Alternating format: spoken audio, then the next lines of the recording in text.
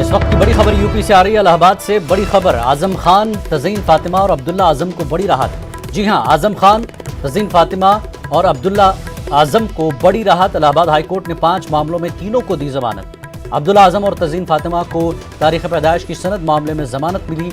आजम खान के खिलाफ रामपुर के गंज थाने में दर्ज मामले में जमानत मिली है, लेकिन तीनों अफराद की अभी जेल से नहीं हो पाएगी रिहाई। अभी कई दीगर मामले हाईकोर्ट में हैं ज़ेर समाअत, लेकिन फिलहाल तीनों को जमानत मिली है। तारीख विलादत और आजम खान को रामपुर के गंज थाने में दर्ज मामले में जमानत मिली है। आजम खान, तज़ीन फातिमा और अब्दुल्ला आजम को इस वक्त इलाहाबाद से बड़ी राहत मिली है। इलाहाबाद हाईकोर्ट ने अब्दुल्ला आजम, तज़ीन फातिमा और आजम खान को जमानत दी है। अब्दुल्ला आजम और तज़ीन फातिमा को तारीख विलादत की सनद मामले में जमानत मिली, तो आजम खान के खिलाफ रामपुर के गंज थाने में दर्ज मामले में जमानत मिली है, लेकिन तीनों अफराद की अभी जेल से नहीं हो पाएगी रिहाई। और आई मुश्ताक कामिर हमारे साथ इस वक्त जुड़ चुके हैं। बड़ी खबर है मुश्ताक, तो तीनों को जमानत तो मिली है लेकिन जेल से नहीं छूट पाएंगे, और भी मामले हैं, क्या कुछ अपडेट देंगे?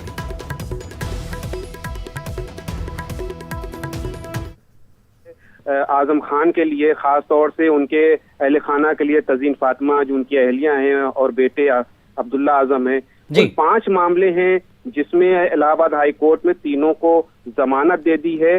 खास तौर से जो एक बहुत बड़ा मामला था अब्दुल्ला आजम पर और तज़ीन फातिमा पर, अब्दुल्ला आजम की तारीखी विलादत और उसके सर्टिफिकेट को लेकर के था, जो उन्होंने इलेक्शन के दौरान इस्तेमाल किया था कागजात में, परिचय नामजदगी में, उसको लेकर के है।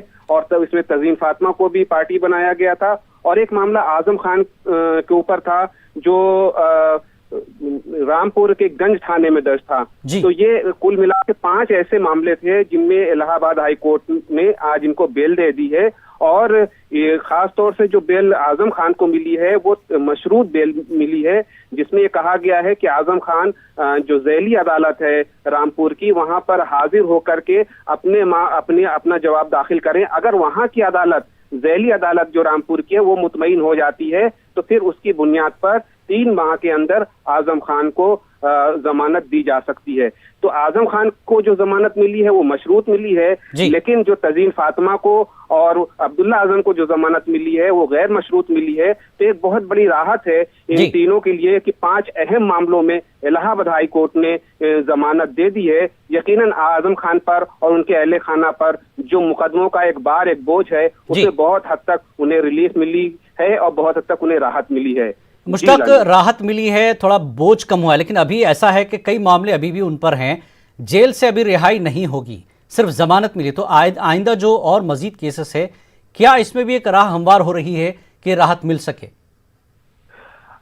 देखिए जिलानी, आप जानते हैं कि अदालत में जो है जो मुकदमात होते हैं वो फर्दन करके वो तय होते हैं। तो बहुत से मामले हैं आजम खान पर, और जिसकी तादाद वो 2 दर्जन के करीब बताई जाती है।